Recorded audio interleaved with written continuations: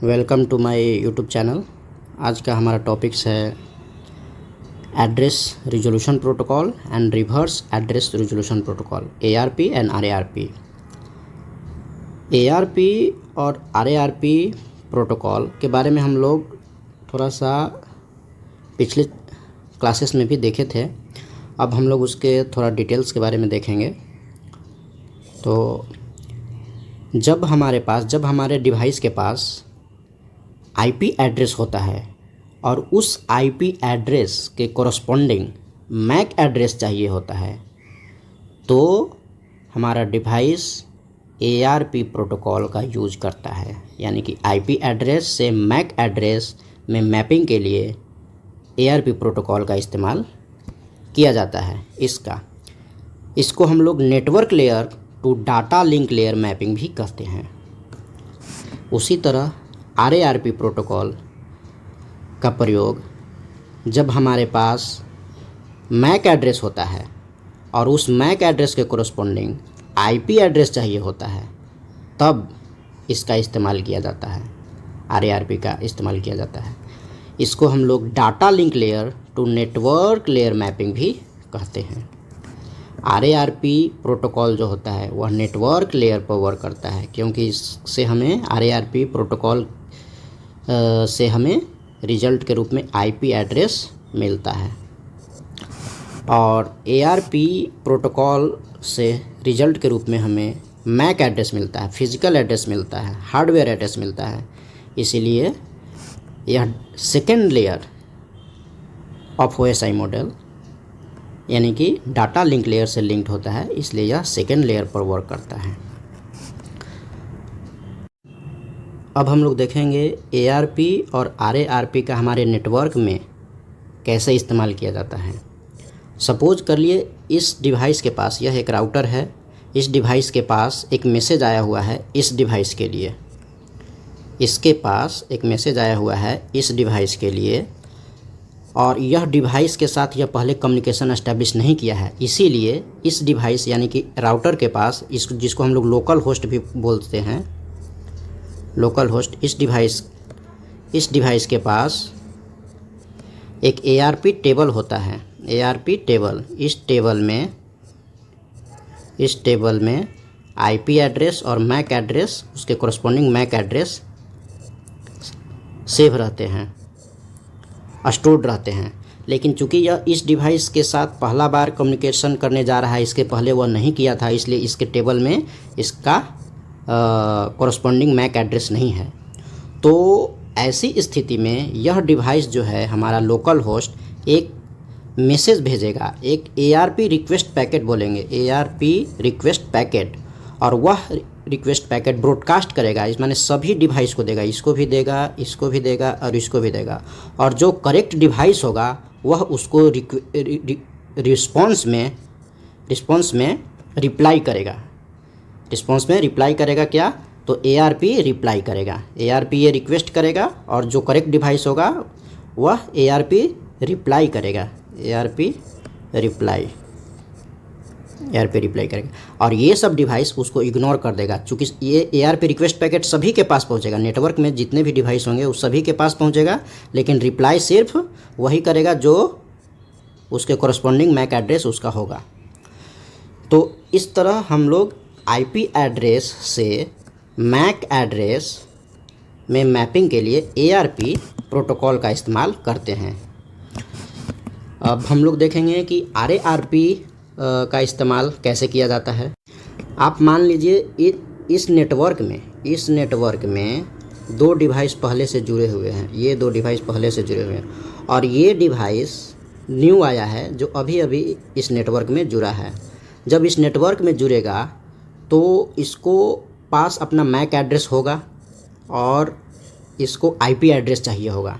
जब इसको IP address चाहिए होगा तो ये एक मैसेज भेजेगा जिसको बोलेंगे RARP रिक्वेस्ट पैकेट, और यह मैसेज जो है सभी को, इस नेटवर्क में सभी को ब्रॉडकास्ट करेगा। यह मैसेज इसके पास भी जाएगा, इसके पास भी जाएगा, इसके पास भी जाएगा, सभी के पास जाएगा। लेकिन हमारा सर्वर जो होगा वो जिसके पास IP एड्रेस को हैंडल करने का, मैनेज करने का जिम्मा होता है, वह सर्वर जो है इसको रिप्लाई करेगा, RARP रिप्लाई इसको भेजेगा। यह सर्वर है, यह रिप्लाई RARP रिप्लाई इसको भेजेगा, इस डिवाइस को RARP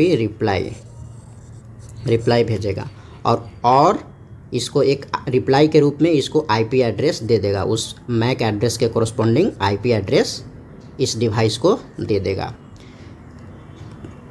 एक चीज़ और इसमें हम लोग जानेंगे कि अर्ली डेज यह RARP प्रोटोकॉल काफ़ी यूज किया जाता था लैन नेटवर्क में, लेकिन अभी जो है आपको इस काम के लिए आपको बूट स्ट्रैप प्रोटोकॉल और DHCP प्रोटोकॉल का इस्तेमाल किया जाता है। इन दोनों ने इसको रिप्लेस कर दिया है RARP प्रोटोकॉल को। अब हम लोग इसी के बेस पर ARP और RARP में डिफरेंस देखेंगे। यहाँ पर ARP table is maintain by local host और RARP table is maintain by specialised server. ARP का इस्तेमाल अभी भी मॉडर्न नेटवर्क में किया जा रहा है, लेकिन RARP प्रोटोकॉल का इस्तेमाल अब न होकर boot strap and DHCP protocol का इस्तेमाल होता है। ARP का जो रिक्वेस्ट पैकेट होता है और RARP का रिक्वेस्ट पैकेट होता है, ये दोनों को ब्रॉडकास्ट किया जाता है। आप देख सकते हैं दोनों को ब्रॉडकास्ट किया जाता है और दोनों का रिप्लाई होता है RARP रिप्लाई और ARP रिप्लाई, दोनों का रिप्लाई मिलता है। अब हम लोग देखेंगे कि दोनों में जो है टेबल जो है मेंटेन किया जाता है। एक बार जब उसको रिप्लाई मिल जाता है तो रिप्लाई मिलने के बाद दोनों अपने अपने टेबल में क्या कर लेते थे, लोकल होस्ट इधर क्या कर लेता है, ARP टेबल को मेंटेन कर लेता है और जो स्पेशलाइज्ड सर्वर होता है वह RARP टेबल को मेंटेन कर लेता है, अपडेट कर लेता है। देखेंगे कि ARP का रिक्वेस्ट पैकेट 28 बाइट का होता है और रिप्लाई पैकेट वह भी 28 बाइट का होता है। उसी तरह RARP रिक्वेस्ट पैकेट भी 28 बाइट का होता है और RARP रिप्लाई पैकेट भी 28 बाइट का होता है। आप यहाँ देख सकते हैं कि ये आपका जो ARP का जो रिक्वेस्ट पैकेट होता है, उस रिक्वेस्ट पैकेट जो 28 बाइट का होता है, वो देखेंगे कि उस 28 बाइट में कौन कौन से फील्ड होते हैं। तो आपका क्लाइंट का IP एड्रेस होता है जिसके लिए 4 बाइट रिजर्व होते हैं, ये सब बाइट में दिया हुआ है। क्लाइंट का IP एड्रेस 4 बाइट, उसी तरह क्लाइंट का मैक एड्रेस के लिए 6 बाइट, सर्वर का IP एड्रेस के लिए 4 बाइट और सर्वर का मैक एड्रेस के लिए, सर्वर यहाँ पर सर्वर कहने का मतलब यहाँ पर हो गया लोकल होस्ट और यहाँ सर्वर का मतलब स्पेशलाइज्ड सर्वर। तो इसके लिए 6 बाइट।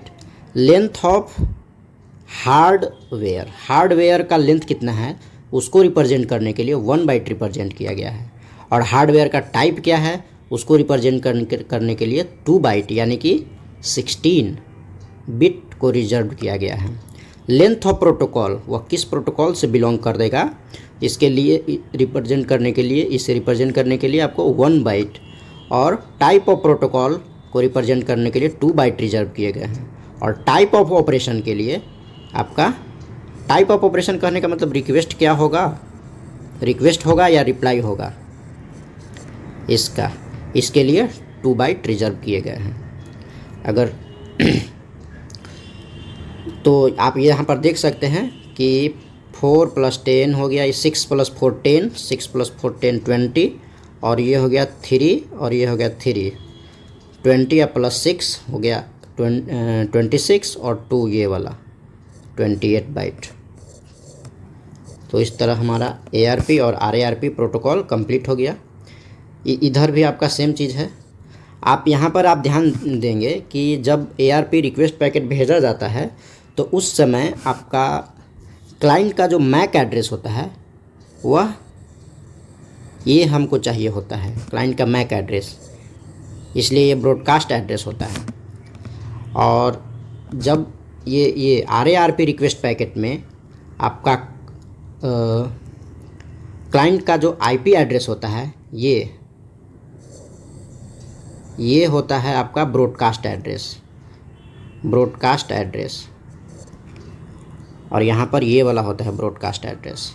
क्योंकि ये इस केस में आपका जब ARP रिक्वेस्ट पैकेट भेजा जाता है तो ये ब्रॉडकास्ट एड्रेस इसलिए होता है क्योंकि हमको तो मैक एड्रेस ही चाहिए होता है, हमको IP एड्रेस पता होता है क्लाइंट का और मैक एड्रेस चाहिए होता है। और यहाँ पर क्या होता है, हमको मैक एड्रेस पता होता है और IP एड्रेस चाहिए होता है, इसीलिए ये चीज़ आपको ब्रॉडकास्ट किया जाता है और यहाँ पर ये चीज़ ब्रॉडकास्ट किया जाता है। तो ये हमारा ARP और RARP प्रोटोकॉल का डिफरेंस कंप्लीट हुआ।